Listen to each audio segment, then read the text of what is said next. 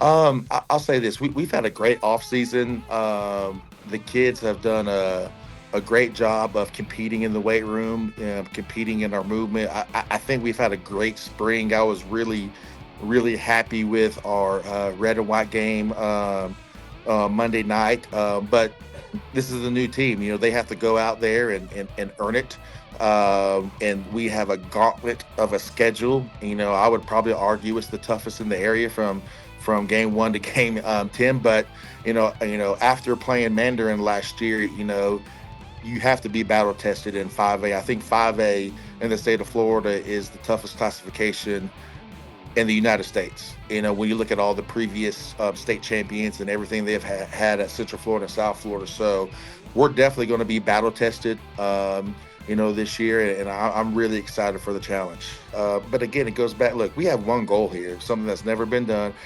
We want to win the state championship. You're not going to win a state championship by playing low level competition. We got to play people that in the fourth quarter, it's a one score game.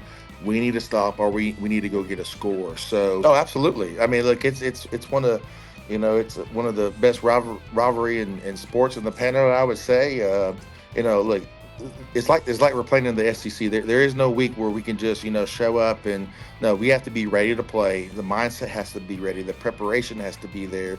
So, but look, that's what makes it fun. Brock Spears, in the last JV game, he threw for over 300 or right at 300 yards. So he's a guy that can really spin it.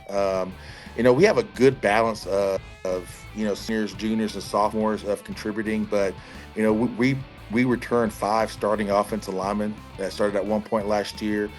We're finally getting back to some girth up there. Where my second and third year, I think the middle school offensive line was bigger than us. So, but they're finally here. So offensively, we're going to try to hit you in the mouth. You better be ready for power, counter, inside zone, and then but we got some guys on the outside with TJ Union, Rashawn Cargill, Elijah Rice that you're going to know their names by the end of the year out at receiver. So we're definitely excited. And then defensively, this might be one of the best defensive units we've had since I've been here.